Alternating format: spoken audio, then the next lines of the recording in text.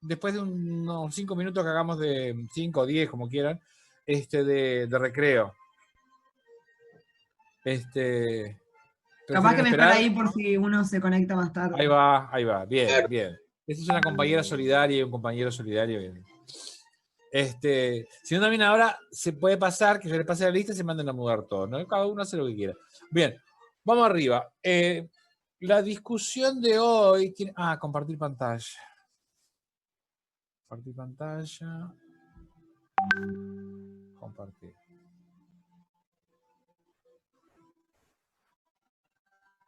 ¿Ven? Voy a poner el chat por las dudas. Que alguno tenga algo para decirme. Me avisan si yo no lo veo, ¿ok?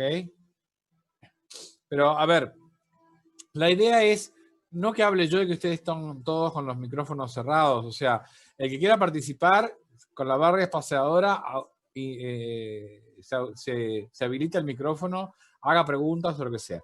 Bien, ahora, para llegar a esta instancia, ustedes seguramente ya vieron el teórico. Y si no lo vieron, bueno, traten de verlo porque está largo, está bueno, pero tiene mucha información. Entonces, esto tiene que ver con los efectos biológicos de las radiaciones. Entonces, es bastante amplio el tema, complejo, y requiere un poco de atención. Si bien las preguntas que le vamos a hacer nosotros son conceptuales, quiero que sepan que les vamos a hacer preguntas de esto y corresponde que ustedes lo hayan aprendido. Entonces, con el teórico, con las discusiones grupales, se supone que es suficiente para, bueno, esa instancia de evaluación y que ustedes tengan los conceptos que después les van a servir para la currícula y el desarrollo profesional. Entonces, a ver, ¿alguno tiene alguna duda no existencial? ¿Alguna duda concreta respecto al teórico, respecto, no sé, a la modalidad o alguna cuestión? Estamos en la mitad, o sea que todavía tenemos tiempo como para hacer preguntas, repaso, en fin. Si no, empezamos con el cuestionario 3, que es bastante larguito. Si no nos da el tiempo, como nos pasó con la clase anterior, justamente podemos retomar en la última, que sirve como de repaso para el tema siguiente, o sea que no se angustien, ¿ok? Pero vamos a ver cómo vamos. Bien.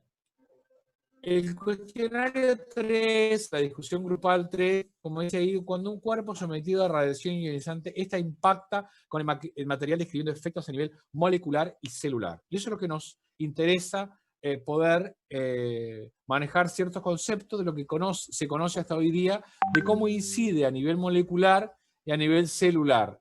¿tá? Porque bueno, somos organismos vivos, estamos conformados por moléculas que conforman nuestra estructura y hace que funcionemos como un organismo completo. Pero hay que entender las cosas a nivel celular para poderlas entender también a nivel general. ¿Ok? Bien. ¿Ven todos ahí? ¿Escuchan todos? Sí, sí, sí. Perfecto. Sí, profe. Bien. La primera pregunta tiene que ver... Bueno, vamos a hacer un repasito, ¿no? ¿Cuáles son los blancos moleculares de radiaciones ionizantes? Describe el mecanismo directo e indirecto del daño molecular generado. Vamos a empezar por esa.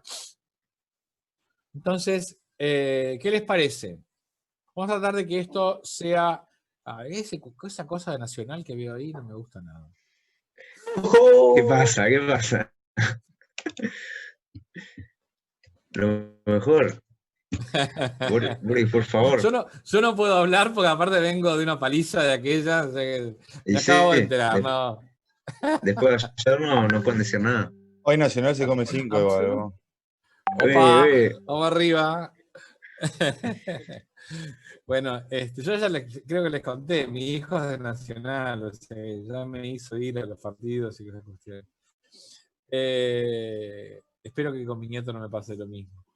Bueno, vamos a ver, daños directos, o sea, si una garrafa incide sobre un organismo, produce un efecto determinado, ¿no? Bueno, acá es algo más delicado, más fino que una garrafa, son radiaciones ionizantes Entonces, tienen un efecto sobre las estructuras biológicas, sean estructuradas o no, y eso es lo que vamos a tratar de ver. Vamos a tratar de conversar, que no sea yo el que hable todo el tiempo, no porque haya estado en la clase previa, sino que esto no es un teórico, esto es una discusión grupal, y puede funcionar perfectamente como si estuviéramos en la realidad. Claro, en la presencialidad, digo, en la realidad estamos.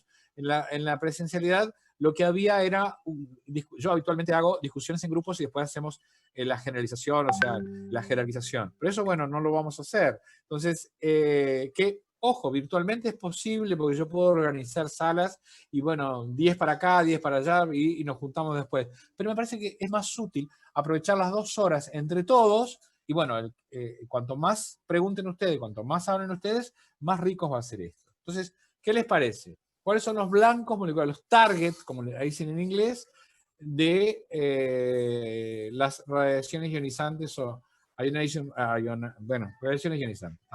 Mecanismos directos, mecanismos indirectos del daño generado. A ver, vamos arriba, chiquilines. ADN, ARN. Ahí va, ácidos nucleicos, ¿verdad? Esa es una de las macromoléculas afectadas, pero no es la única. Quizá ustedes la dijeron primero porque, bueno, es la que de algún modo ocupa el primer lugar de importancia por el efecto que puede llegar a tener.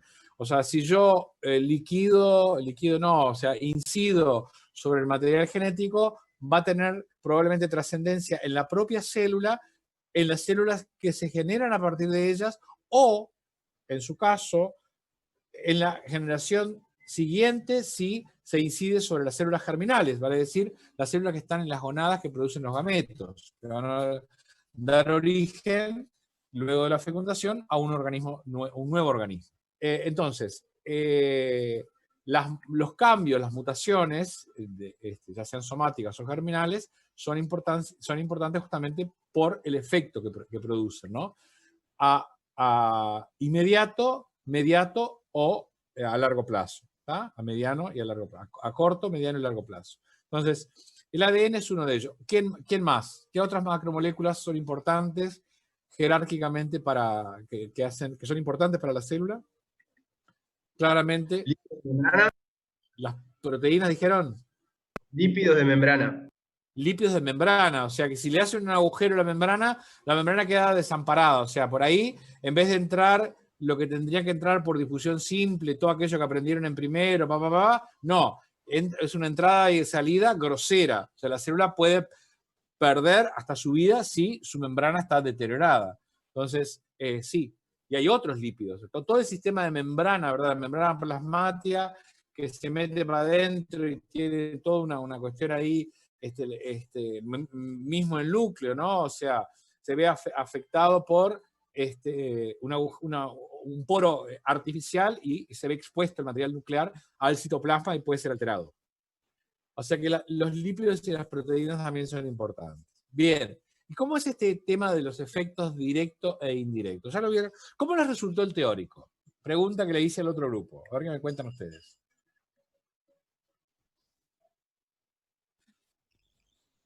Un poco difícil. Un poco largo. Un poco largo. Todo esto completamente de acuerdo con ustedes. Un poco largo, pero con mucha información útil. Medio repetitivo, ¿no? Papá. Como que iba para adelante y para atrás, me pareció a mí. Sí. Bueno, pero eso es justamente para darle razón a lo que estaba diciendo. O sea, volvía justamente para reforzar el concepto. En ese sentido, para mí estuvo bien, estuvo acertado. Estoy de acuerdo contigo que es largo el teórico, que tiene eso de idas y de vuelta, pero eso tiene un objetivo, que es repetir a los efectos de aclarar. Entonces, ahí me parece que, bueno, yo me saco el sombrerito en ese sentido. Complejo, sí, es complejo. No es un tema fácil, no es para asustarlo, simplemente es que le tienen que prestar un poco de atención para entenderlo. Pero para eso estamos, para que intercambiemos y lo puedan entender. Entonces, vamos para adelante. O sea que largo, repetitivo y complejo. ¿Alguna otra cosa más? Sí, igualmente capaz que nos parece estas cosas a nosotros porque recién estamos viendo como todos estos temas, ¿no? Tuvimos alguna base muy chiquita en primero, pero no dimos nada. Y que nos pongan toda esta información de una, capaz que por eso nosotros lo sentimos así. Sí, sí, sí, es así, claro, naturaleza física de las radiaciones, formación de imágenes, que es un poco el cometido de esto, se les mezcla con diagnóstico, tratamiento, efectos biológicos, que es lo que vamos a ver ahora, radioprotección, o sea, es bastante, es bastante. Entonces, vamos a ver, vamos por parte, de mayor a menor, ¿no? Paso a paso. Si no nos da el tiempo hoy, repito, lo seguimos en la que viene, no hay problema, ¿ok? Bueno, ¿qué es esto de los efectos directos e indirectos? Estamos hablando de radiaciones ionizantes, o sea, las que producen ionización. Ioexcitación. Vale decir, perturban a la nube de electrones que hay alrededor del núcleo.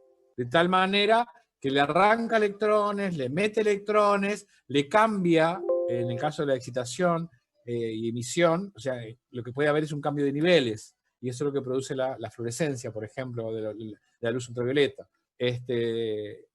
Son fenómenos que tienen una base física, que tienen una explicación matemática, pero lo que se pretende es entender el mecanismo biológico. O sea, esto está a los efectos de entender la biología de las radiaciones, de algún modo, ¿no? O sea, entonces, la idea no es que ustedes entiendan el fenómeno físico, es que entiendan que eso biológico tiene que ver con, ¿tá? Y el concepto es lo que importa, más que el detalle matemático, el detalle físico. El que le interese la parte matemática, el que le interese la parte física, bienvenido, ¿tá? Pero lo importante es el concepto, ¿tá? O sea que si yo me voy de mambo, ustedes me dicen, che, estás allá en la estratosfera, haciéndole compañía al Hubble, más allá de la estratosfera. Entonces, es importante porque de algún modo ustedes me sirven a mí de barómetro para no irme demasiado. Yo sé lo que les tengo que decir, pero me puedo entusiasmar con algunas cosas porque este es el campo donde yo trabajo. Entonces, podemos llegar a cometer ese error. Puedo llegar a cometer ese error. ¿Tá? Bueno, seguimos. ¿Qué es entonces el tema del efecto directo y el efecto indirecto? A ver, Matías, ahí que te tengo a mano. El daño que puede generar, ¿no? Exacto, pero ¿qué quiere decir que sea directo o indirecto? El directo puntualizame un poco. El que le produce, rompe el ADN. Ahí va, directamente. Y el efecto indirecto es que las radiaciones pueden generar radicales libres, ponele. Perfecto, ya el compañero lo resumió, ya está. Con que sepan eso, alcanza. El tema es que vamos a ver cómo miércoles sucede eso, ¿no? O sea, la radiación como tal, no importa si es una radiación electromagnética o es una radiación corpuscular, puede producir a su paso, por interacción con la materia biológica, nuestras moléculas, en definitiva, somos moléculas. O sea, yo no voy a discutir lo espiritual, lo mental, todo eso existe y me parece excelente, pero acá vamos a centrarnos en algo muy, muy, muy concreto, que es lo biológico, ¿no? Entonces, somos moléculas y moléculas, o sea, masa, energía, y todo eso sucede en una serie de eventos, algunos de los cuales conocemos y otros no los conocemos. Pero conocemos bastante de nuestros organismos vivos como para poder interpretar los fenómenos biológicos. Entonces, como se trata justamente del uso de las radiaciones en medicina, está bueno que sepan que la interacción de estos agentes son importantes porque, bueno, yo les decía al principio que ninguna dosis es inocua, ninguna dosis de radiación. Entonces, vamos a ver por qué. Y vamos a ver cómo diablos podemos esquematizar todos estos fenómenos. ¿Tá? Bien. Entonces, la acción directa, dice, es por ionización de las estructuras biológicas en sí mismas, las macromoléculas en sí mismas. ¿Tá? Mientras que cuando, por ejemplo, como lo más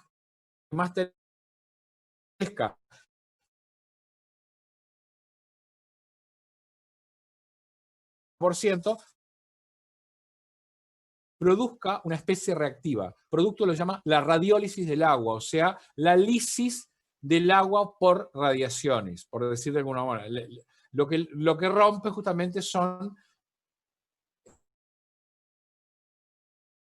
energéticas y las vuelven estables. Por eso son radicales libres altamente reactivos. Y básicamente, ¿cuáles son esos radicales libres que se producen? ¿Cuáles son las especies reactivas que ustedes ya tienen desde el teórico o manejan de otros años o que han visto el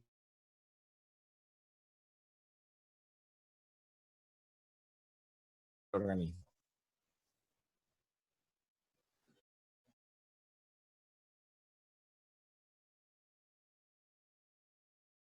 ¿El hidroxilo? Lo más general es eso, son especies reactivas del oxígeno mayormente y especies reactivas del nitrógeno. ¿Tá? Ambas son jorobadas. ¿Tá? El oxidrilo, el OH, con un puntito, ¿verdad? O sea, inestable, es un radical libre bastante jorobado. ¿Tá?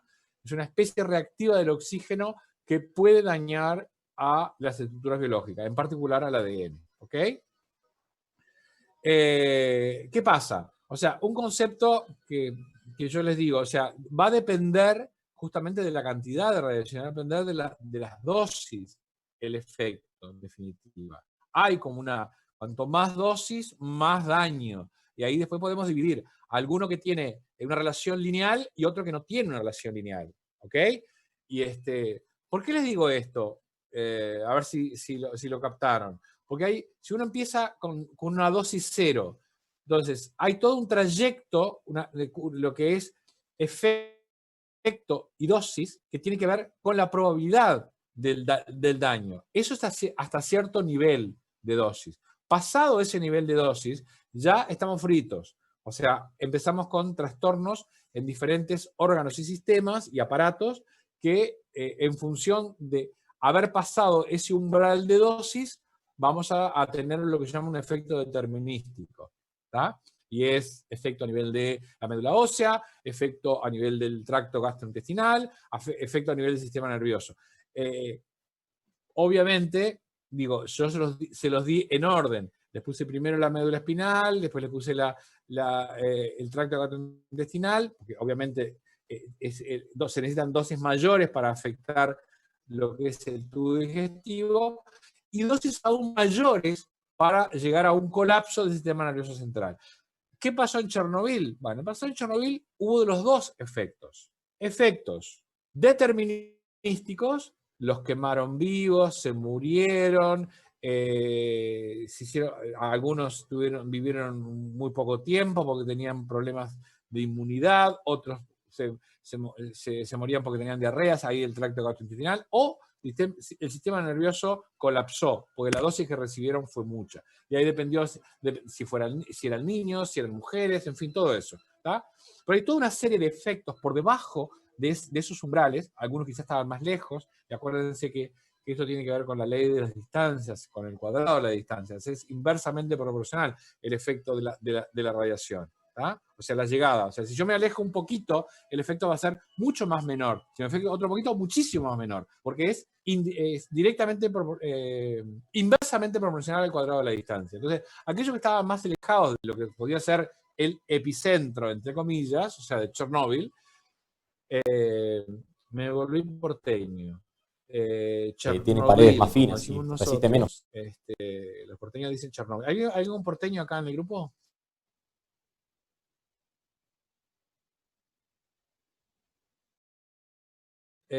Chabón, es cuando se produjo en el año 86 tremenda explosión. Los que estaban por fuera de lo que serían las dosis máximas que llegaban a un efecto determinístico, entraron en el rango de dosis menor, que va de 0 hasta cierto nivel subumbral, que van a acumular daño y lo que hay es una probabilidad de efecto en función de la dosis.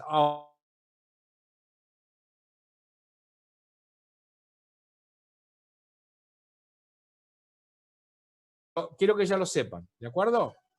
Bien, ¿les quedó claro lo de directo e indirecto? Sí, sí, profe, bien. Y ahí lo tienen. Acción indirecta y acción directa. El ADN es nuestra vedette, ¿tá? Y hay un ejemplo de una especie reactiva del oxígeno que es el peróxido de hidrógeno, o sea, el agua oxigenada, que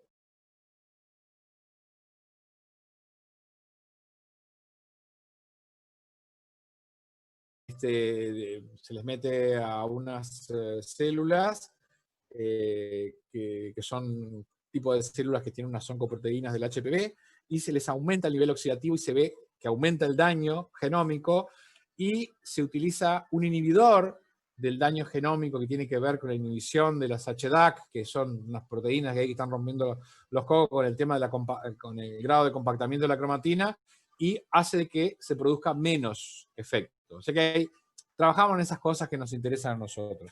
¿Se les molesta la música que yo tengo de fondo? ¿No? No, yo ni la escucho. No, Profe, no. Y bueno, entonces ahí tienen el efecto del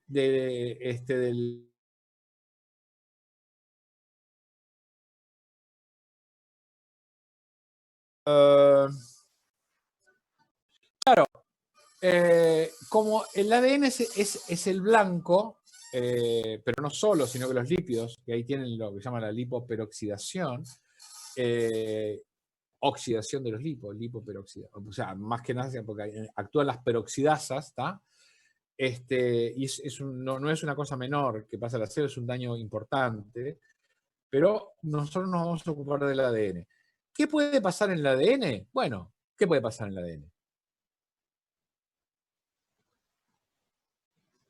Provocar cambios. ¿Cómo se llaman esos cambios? Ya los vieron en biofísica, los vieron en genética. La combinación de los genes. Bueno, eso es una cosa interesante. Te metiste en un lío, pero es un lío. Porque en realidad la recombinación es un mecanismo natural para producir variabilidad, ¿tá? Pero sin embargo necesita de daño para recombinar, ¿tá? Y justamente el daño que se produce es una doble rotura, ¿tá?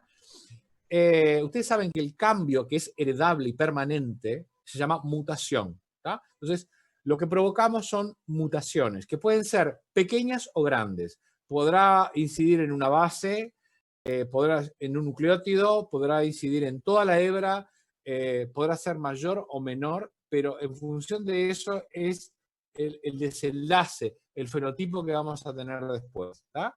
Desde un fenotipo normal a un fenotipo transformado, y más todavía, un fenotipo tumoral maligno, o sea, vale decir un cáncer, o la muerte celular. O sea, vamos a ver, ¿cómo dividiríamos los efectos entonces? Algunos son letales, como la muerte celular, la necrosis, y otros son, ¿cómo? Si unos son letales, los otros son subletales. Lo vieron eso en el teórico, ¿está?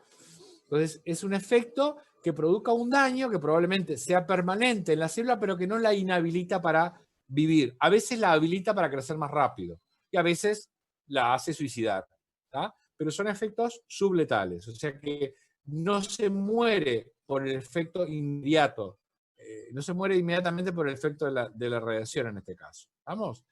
Bien. Las rupturas en la cadena fácilmente, o sea, se rompe la cadena, es un pedazo de un gen, si no es un pedazo de un gen no pasa nada, pero bueno, hay una interrupción, entonces venía una proteína y paró porque, bueno, bárbaro, o se le metió algo ahí, se le pegoteó algo covalentemente porque la radiación justo enlazó a lo que se llama un aducto, y ¡tuc! Se quedó pegado y viene una proteína queriendo replicar, queriendo hacer algo y no puede. Entonces, las mutaciones son elementos que sumados, dependiendo de dónde caigan esas mutaciones, el efecto que vamos a tener. Si son mutaciones en el ciclo celular, vamos a tener perturbaciones del ciclo celular y eso va a llevar a trastornos en el ciclo celular, como puede ser la malignización. Por eso es tan importante dividir los efectos biológicos en estocásticos o probabilísticos y determinísticos, ¿tá? Por eso me lo leen para la próxima, ¿ok? Bien, la ruptura de una cadena, sin duda, ¿qué les parece? ¿Será menos o más grave que la ruptura de doble cadena? Vamos a pensar un poco, vamos a razonar.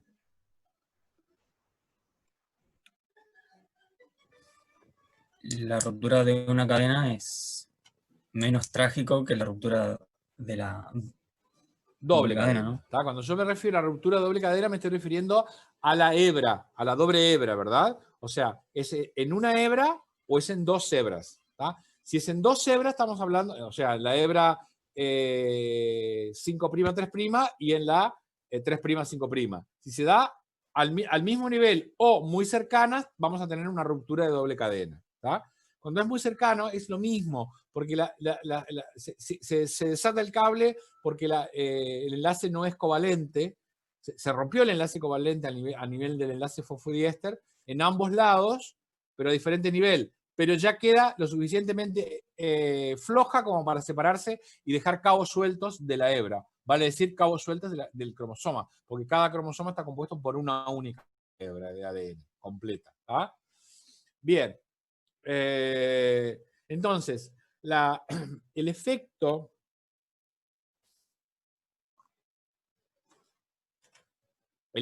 de las radiaciones produciendo mutaciones puede tener que ver con la alteración del código genético. ¿Por qué? Porque le puede cambiar una base, porque le puede agregar una base, porque le puede sacar una base, entonces ahí se arma relajo en lo que es la traducción de una proteína que puede ser importante para la célula, para el individuo. ¿Tá? Entonces, esos daños que alteran el código genético pueden ser importantes para el comportamiento de esa célula a posteriori del efecto dañino. ¿Tá? ¿Queda claro? Bien. Cuando hablamos de acción directa tenemos que tener en cuenta dos cosas que son muy importantes. ¿Tá? Que son, claro, la acción directa lo que produce es, como dice ahí, átomos ionizables que justamente llegan a ese estado de ionización por absorción de energía y ahí tenés el efecto fotoeléctrico, el efecto Compton, en fin. Y son los dos que mencionamos porque en un caso, ¿se acuerdan que un electrón se arrancaba totalmente? Y en otro caso se arrancaba un electrón, pero la energía no se disipaba totalmente. Entonces hay como una suma de efectos, es mucho más disperso todavía el efecto. ¿Tá? Ni hablar de las radiaciones corpusculares, que van a alargar, si bien el trayecto es un trayecto rectilíneo homogéneo, ¿verdad? Que todo lo que agarra a su paso homogéneamente lo ioniza. En términos generales, es una ionización de tipo inhomogéneo porque no abarca toda la estructura. A diferencia de las radiaciones ionizantes de tipo de rayos X o rayos gamma, que si bien tienen alta energía, son fotones de alta energía porque tienen una longitud de onda muy chiquita, el efecto es difuso. Sin embargo, al ser difuso, hace de que el efecto sea homogéneo. ¿Tá? ¿Entienden esa diferencia, verdad? Y eso depende de la calidad de la radiación. Cuando hablamos de la calidad de la radiación, hablamos de una cosa que ahora después vamos a ir viendo, que es la transferencia lineal de energía. ¿Y alguien se anima a decirme lo que es la transferencia lineal de energía?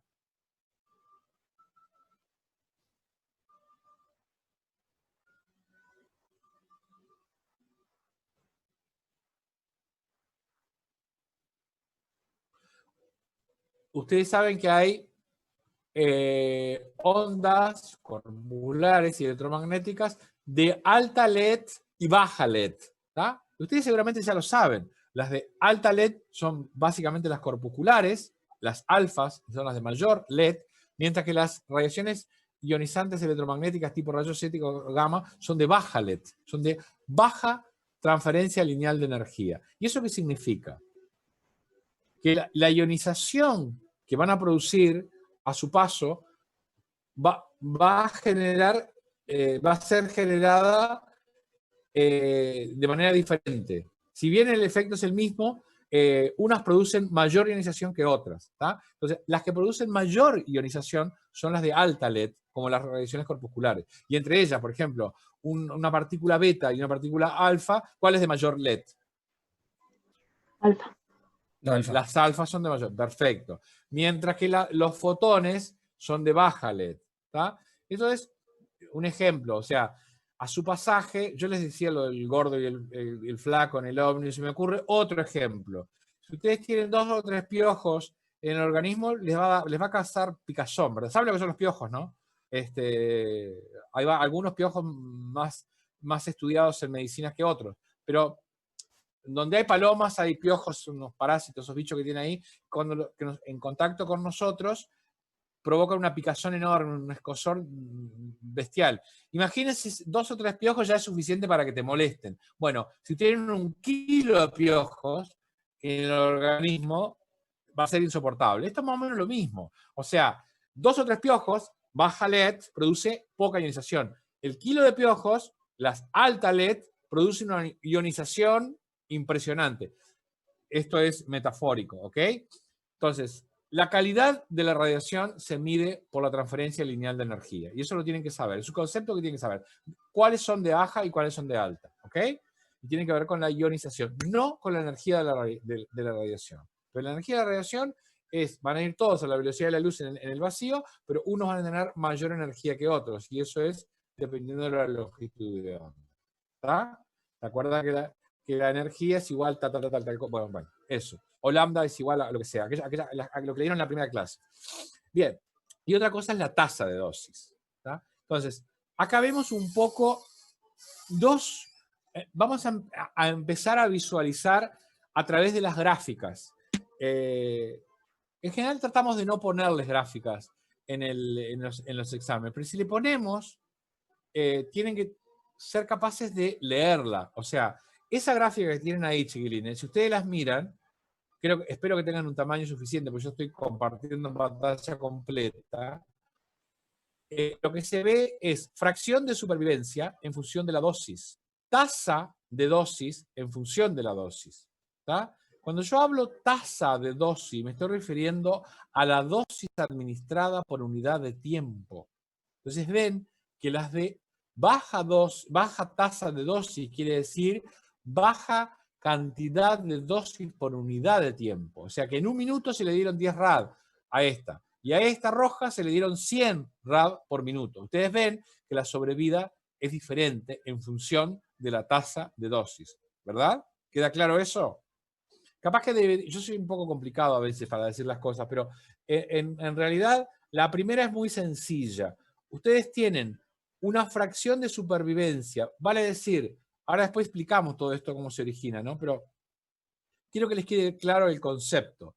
Ustedes tienen algunas radiaciones que inciden en organismos vivos, que pueden ser bacterias, levaduras o nuestras propias células, de eucariotas superiores, entre comillas, en los cuales, no sé superiores, complejos, somos más complejos que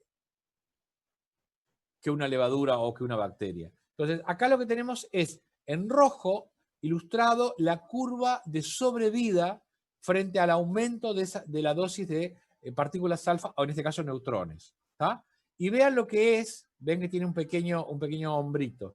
Y esta otra, que es mucho menos pronunciada, tiene una pendiente mucho menor, tiene una derivada primera diferente. ¿Tá? O sea que la diferencia, la variación del incremento en Y con respecto al incremento en X, vale decir la derivada o la diferencial, como la quieran complicar, es diferente en las de alta LED con las de baja LED.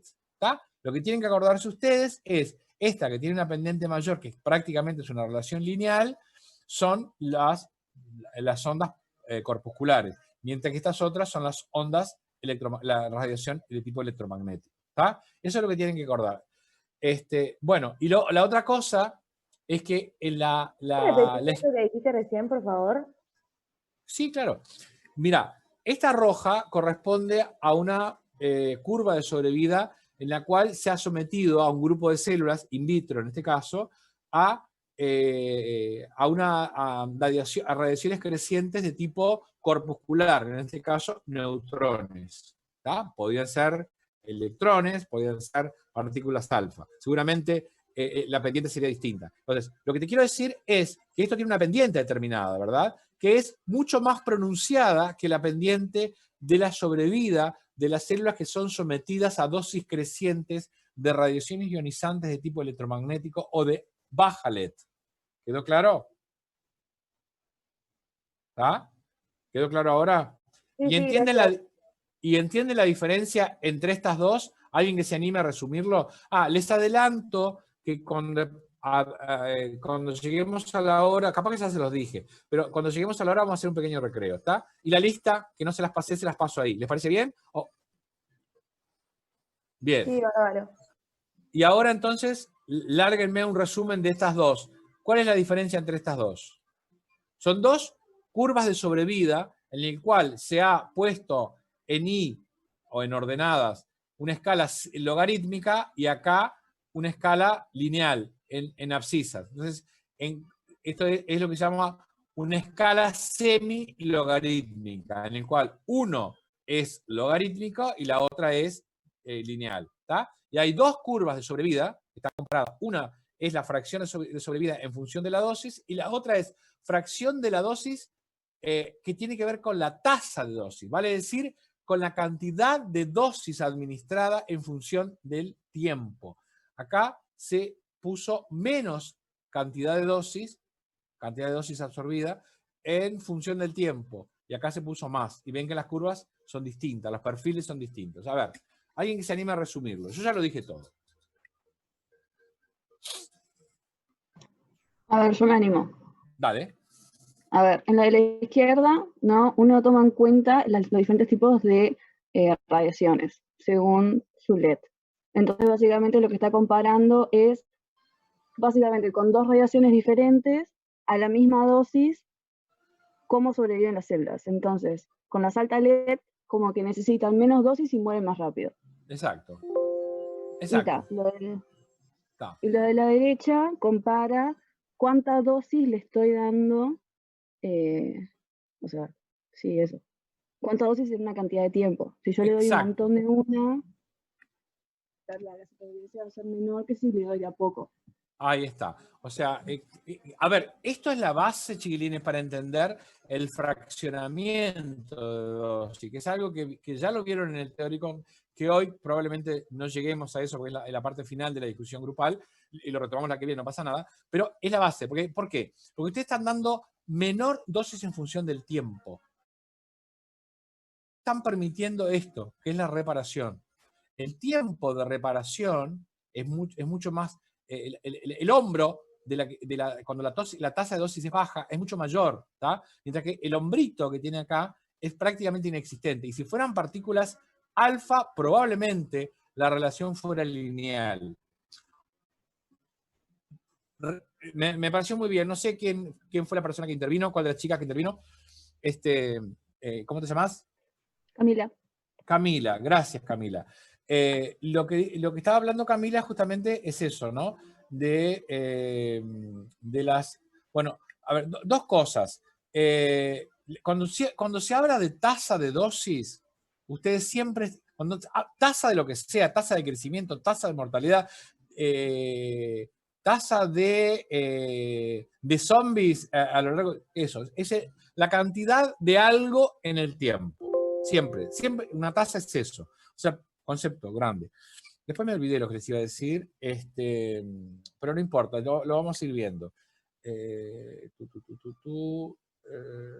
Fracción de supervivencia, no, ya está. Seguramente ya me voy a acordar después. Bien. Alta LED, nada más. Bueno, acá simplemente les dice tipo de daño, roturas de cadena sencilla, daños de base, rotura de doble cadena, y eso es en función, dice, número de defectos por células en función de los Gray. O sea, para que se produzcan roturas de doble cadena realmente, se necesita de mayor dosis, ¿tá? O sea, eso es importante.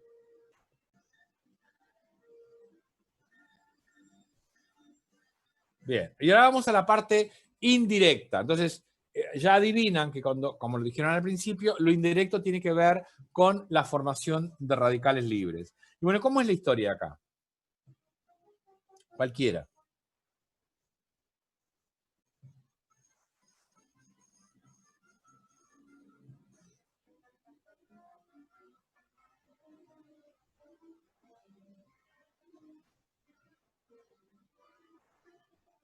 Acción indirecta a través de los radicales libres. O sea, ustedes tienen un efecto de las radiaciones sobre estructuras biológicas muy sensibles, cuyo daño va a implicar un cambio en la célula seguramente, dependiendo de la dosis en particular, pero es indirecto y es a través de radicales libres. Entonces, ¿cómo diablos es la historia así? ¿Cuáles son los radicales libres que a ustedes más se le ocurre? Tiene los superóxidos, ¿no? Es uno de ellos. Ahí está. El hidróxilo radical. El hidróxido, ahí está. Esos son nombres de algunas especies reactivas, ¿verdad? Que son especies reactivas del oxígeno. Pero ustedes tienen las especies reactivas del oxígeno y también de otro elemento químico. ¿Peróxido de nitrito no es uno? Exacto, ahí, esa es una especie reactiva del nitrógeno. ¿Está? Entonces, las del agua, por producto de la radiólisis del agua, ustedes van a tener un aumento de especies reactivas del oxígeno. ¿Está? Y ahí tienen varias, ¿verdad? Ahí tienen la molécula de oxígeno, ahí tienen el anión superóxido y el superóxido como tal. El peróxido de hidrógeno, que es el ejemplo que les daba antes, actuando, que es el agua oxigenada, y el ion oxidrilo y el radical oxidrilo, ¿tá? Que no es lo mismo. El radical oxidrilo es muy reactivo. El ion oxidrilo basta con que se meta un hidrógeno, que es fácil que pase eso, y se forma agua y no hay lío, ¿tá? Pero el radical oxidrilo, por ser altamente... Todos los radicales libres, por ser inestables, tienen altas chances de impactar, estar cerca de alguna estructura, que puede ser el ADN, proteínas, lípidos, lo que fuera, y generar un daño. ¿Está? ¿Queda claro eso? Y ahí tienen todas las especies. A ver, son preguntas importantes, chiquilines. O sea, que ustedes tengan idea de lo que es el efecto directo, lo que sea el efecto indirecto, y el efecto indirecto a través de qué se produce, ¿no? Y lo importante es que, bueno, esto se da en tiempo ínfimo, ¿verdad? La ionización o la excitación. O sea, en menos de un segundo. Después hay otros efectos que son llamados efectos tempranos y efectos más tardíos, que es en minutos, en horas, en días, en meses o en años. ¿Tá? Pero estos efectos a nivel molecular están en el orden del 10 a la 15, de menos 15 segundos. ¿Eso saben lo que significa? O sea, es una millonésima de billón de segundo. O sea, que transcurren de manera imperceptible, o sea, para nosotros, obviamente. O sea, son cosas moleculares que se han podido medir por diferentes técnicas que no vienen al caso, pero se imaginan que es la milésima parte de un billón lo que ocasiona la ionización. La excitación lleva un poco más, en fin. Bueno, eso es importante, ¿está? A ver, yo les dije las potencias y ustedes lo tienen en el teórico. Yo de memoria no me las sé y no me interesa. Lo importante es que son del orden de menor de un segundo. Son prácticamente instantáneas. Son instantáneas, ¿ok?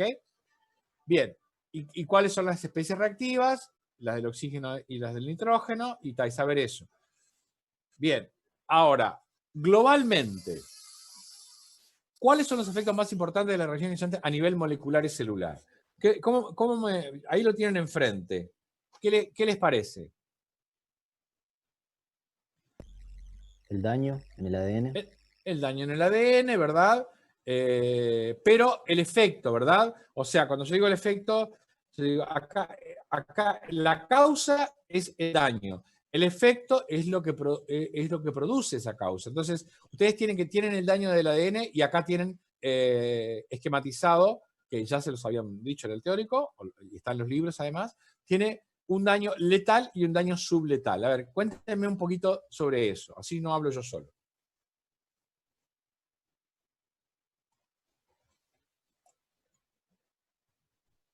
Capaz que el daño letal es más a corto plazo y el daño subletal es más a largo plazo, o sea, con las mutaciones y eso, como que se va desarrollando. Estás bien rumbeado. Pero yo diría que el daño letal, como dice ahí, es muerte. O sea que produce básicamente la necrosis de la célula. O sea, llegó la radiación, tiene tanta energía, transferencia lineal de la energía, que la célula quedó frita. ¿tá? O sea, eso pasa, por ejemplo, en una explosión nuclear. Bueno, también puede pasar por iatrogenia, por un aumento Por ejemplo, una cosa, yo, o sea, estoy seguro que tiene que ver, pero yo vi la serie de Chernobyl y vi que lo que pasaba era que al principio los que estaban más cerca como que los internaban, estaban obviamente aislados, tipo no les pasaba mucho, como que estaban como medio quemados, como bronceado del sol, pero ponele a las 2 semanas, tipo, eran carne viva, por ejemplo. O tipo a los días. Exacto. Esos, ¿cómo es tu nombre? Perdón, porque no te estoy viendo. José. José. Mira, José, el tema es así, o sea, para todos, ¿no? Obviamente, a medida que nos alejamos, ustedes ya algo les deben haber leído, el efecto de la radiación es inversamente proporcional al cuadrado de la distancia. Entonces, en la zona del epicentro de Chernobyl, obviamente ahí el efecto es mucho mayor. Capaz que los internaban, todo bárbaro, pero después se quedaban hechos paté. Porque hay lo que llama un efecto determinístico, ¿no? O sea, un umbral de dosis, pasaron un umbral de dosis que ya no es una probabilidad el efecto, sino que es un efecto directo en el organismo, ya básicamente en esas 3 líneas que le dije. Médula ósea, ¿qué pasa en médula ósea si hay una aplasia medular? ¿Qué va a pasar con un individuo? O si no es una aplasia... O sea, lo que pasa en realidad, lo que les pasaba a ellos era que la médula ósea se destruía y se quedaban tipo sin sistema inmune. Y no sé por qué, pero tenían tipo abundantes hemorragias internas, tipo, todo eso. O sea, los más graves, ¿no? Claro, ahí va.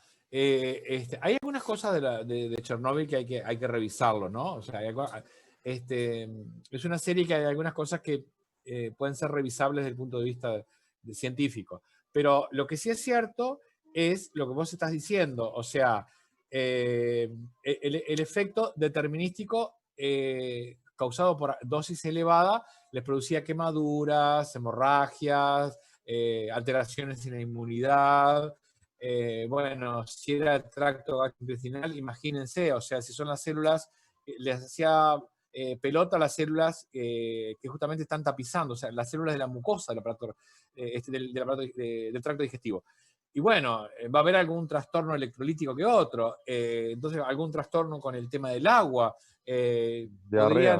diarreas, vómitos, o sea, importantes desajustes electrolíticos que lo llevaban a ese tema. O sea, problemas en el intercambio de agua, o sea, le hacía pelota las acuaporinas, o sea, son efectos en general, digo, producto de una alta dosis y que, bueno, terminan matando al individuo, ¿no?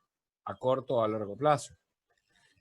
Mientras que los efectos de los que estaban más lejanos, ¿qué pasaba? Bueno, ahí en esa época lo que hubo mucho yodo radiactivo. Entonces, los que absorbieron el yodo radiactivo, que no los mató la radiación en sí, o que no los afectó tanto la radiación en sí, tuvieron un efecto a largo plazo. ¿Por qué?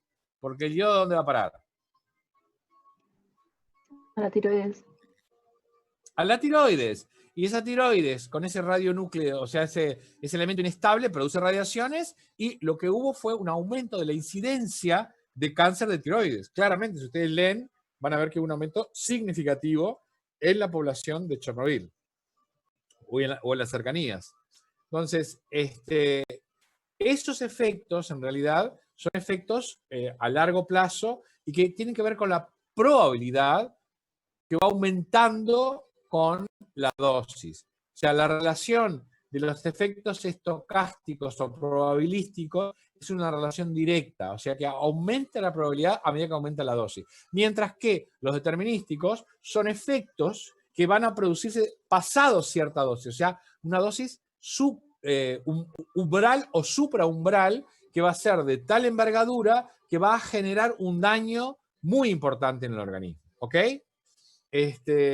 Bien, seguimos adelante. ¿Qué les parece? Ahí tienen. Puede pasar a ser un daño letal si la célula no resiste, no muere de inmediato, pero no resiste, y la acumulación de daño la lleva a, bueno, entrar en una cuestión de muerte celular programada o de autofagia. También, como dice acá, la transformación, o sea, los efectos estocásticos con fallas en la reparación, ¿verdad? Que hacen que se vayan acumulando mutaciones, cambios en sitios particulares que tienen que ver con la tumorigénesis, la carcinogénesis, por lo tanto la aparición de un tumor. O sea, mutaciones somáticas que sumadas a lo largo del tiempo van a generar 10, 15 años después que se produjeron esas mutaciones, van a producir un efecto. ¿Ok? A veces pasa que, por ejemplo, en una situación ya médica, en la cual un paciente se lo somete a un tratamiento radiante, no necesariamente, pero puede, no en un alto porcentaje tampoco, sino en un porcentaje bajo, puede tener lo que se llama un cáncer radioinducido, ¿ok? Por efecto del uso de las radiaciones ionizantes, ¿está? Porque no todos tenemos la misma susceptibilidad y no tenemos toda la misma capacidad de reparar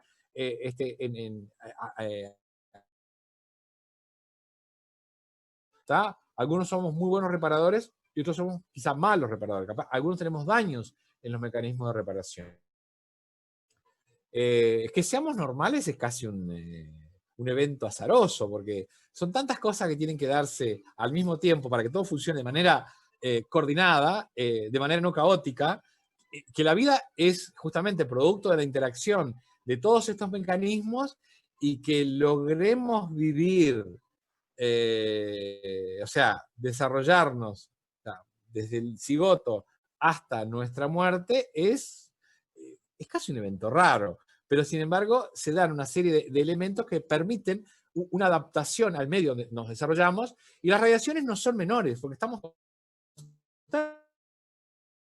sea del cosmos, o como yo les decía el otro día, de las paredes, o de los alimentos, o de lo que no las vemos, no las olemos, no las sentimos.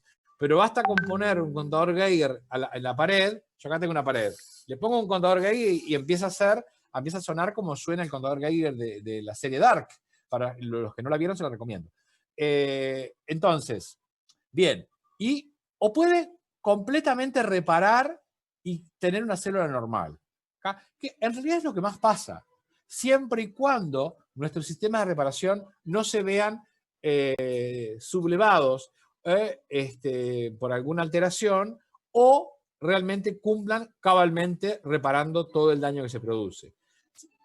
Como son elementos saturables, obviamente, hay un nivel de radiación que la saturabilidad del sistema, y por lo tanto ya quedamos más expuestos, y ahí la sobriedad cae abruptamente, ¿ok? A nivel celular y a nivel individual. ¿Vamos? Bien. ¿Entendieron eso, chiquilines? ¿Les quedó claro? ¿Qué les parece si hacemos un pequeño... no, podemos seguir. Vamos a seguir porque si no nos adelantamos. Bueno, ustedes saben que el ciclo celular... genio. Aparte de que cada parte del ciclo celular, o sea, del ciclo de vida de cada célula, ustedes saben ese es su TGC, o sea, su tiempo de generación celular, una levadura, 1 hora y media. Nuestras células en promedio demoran unas 24 horas, en promedio. Algunas están en G0 durante casi toda la vida, otras se dividen más rápido, depende. Hay momentos en los cuales las células tienen que crecer más rápido, porque, bueno, tienen que reparar una herida, tienen que, bueno, cubrir más mucosa, lo que sea. O sea, hay ¿cómo se llama? Autofagia, o hay apoptosis, y bueno, entonces se minimizan las poblaciones celulares y hay una cobertura permanente, ya sea a nivel de la médula ósea, sea a nivel del propio hueso, cualquier tejido, ¿verdad? Tienen que estar renovando sus células y algunas tienen mayor tasa de crecimiento que otras, ¿está? Pero en el ciclo hay elementos que los hace diferente en lo que tiene que ver con la radiosensibilidad. Hay algo que yo no comparto. ¿Qué me pueden decir ustedes? Dice que en general se ha observado que las fases más radiosensibles son G1 y M, mitosis. ¿Están de acuerdo con eso ustedes?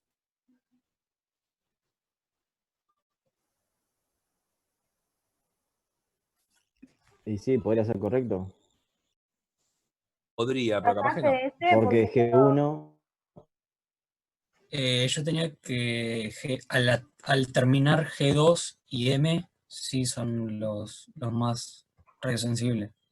Perfecto. ¿Lo leíste o lo miraste en el teórico? Y yo estoy de acuerdo contigo. Son los momentos de mayor radiosensibilidad. Mientras que reparar cuando está más laxa, digamos, que eso es en el momento de la replicación, porque necesita estar con la posibilidad de que le entren las enzimas para que pueda producir una nueva síntesis, o cuando está transcribiendo, ¿verdad? Entonces, ahí la célula es menos radiosensible porque puede reparar más. Pero G1 es una etapa variable en tiempo y en capacidad. Hay algunas células que sí son radiosensibles en G1 y otras que no. Por lo tanto, yo no estoy tan de acuerdo con eso que dice ahí. Yo lo voy a consultar con el resto. Les prometo una definición mejor. Pero M seguro y G2 también, ¿tá? Pero G1 es variable. Sería lo que se dice una etapa de radiosensibilidad intermedia, ¿ok? ¿No era como que las proteínas de reparación actuaban como antes de G2, ¿no? Entre G2 y G1. Las proteínas de reparación en teoría pueden actuar en particular cuando la cromatina no está compactada. O sea, cuando tienen acceso. O sea, cuando la cromatina, que es una cuestión dinámica, ¿verdad? A lo largo del ciclo, en la interfase se pone laxa, pero hay algunas personas que permanecen compactadas, y después se vuelve toda compacta porque con esos dos ovillos que están unidos a nivel del centrómero se separan en la anafase, tienen que separarse como entidades discretas. Entonces, cuanto más compactas, menos costoso desde el punto de vista energético para la célula es separarlos, ¿tá? Entonces, ahí es cuando es más sensible porque tiene menos capacidad de reparación. Ahí está tan compacto que no le entran las reparazas en términos generales. ¿Me explico? Y eso es al final de G2 y en M. Mientras que en el resto del ciclo es variable. Pero por eso también son más vulnerables, capaz, en ese momento, ¿no? Exacto, son mucho más vulnerables. Totalmente de acuerdo. ¿Tá? Bien. Y en cuanto a los mecanismos de reparación, es algo maravilloso, ¿no? Porque desde las bacterias, menos los virus, que no tienen sistema de reparación propio, porque ellos se insertan o rompen los cocos, siendo ARN o ADN, pero utilizando las maquinarias propias de la célula. Y los de ARN son los que más mutan, porque menos posibilidad de reparación tiene, porque en algún momento son ARN y no hay manera de repararlo, porque no lo reconocen. Por eso el cobicho es una porquería, porque como es de ARN, muta, y bueno, capaz que hacen una vacuna ahora a fin de año, que como producto biotecnológico, yo no sé si ya no está, a lo cual me hace pensar si ya no la empezaron a desarrollar mucho antes que apareciera el COVID, pero bueno, no importa. Hacer una vacuna no es moco de pavo, porque implica hacer experimentación animal, experimentación in vitro, pruebas en animales, en monos, que son los más cercanos, experimentar en los propios seres humanos, ¿verdad? O sea, fases clínicas, digamos, de la prueba como cualquier medicamento. O sea, lo que estamos haciendo es justamente probar algo que nos va a producir una inmunidad activa. Entonces, bueno, en el caso del cobicho, de ARN, el loco cambia y siguen de largo. porque utiliza la maquinaria de la célula. Entonces, de esa manera es reparable el daño que se puede producir a su nivel. Si no, mutan y suman mutaciones. Por eso los virus de ARN se escapan más a la inmunidad celular, a la inmunidad en general, ¿tá? Porque se van escapando, o sea, van a producir proteínas diferentes, por lo tanto, los componentes antigénicos de esa proteína van a cambiar. Bueno, también pasa con las células tumorales. Entonces, si les producimos un determinado tipo de mutaciones que no se reparan, ¿verdad? O sea, cambios permanentes y heredables, eso es la definición de mutación, puede pasar que la proteína de membrana o lo que sea no reconocible por el sistema inmune y esa célula escapa al control y prolifera y produce un tumor, por ejemplo, u otra patología. Pero básicamente un tumor es lo más fácil de entender. Bueno, ahora sí, les propongo 5 minutos, o quieren un poquito más, 5 o 6 minutos de recreo, de parar y seguimos, ¿está? ¿Están de acuerdo? Dale, Dale, profe. Dale. Mira, son 5 y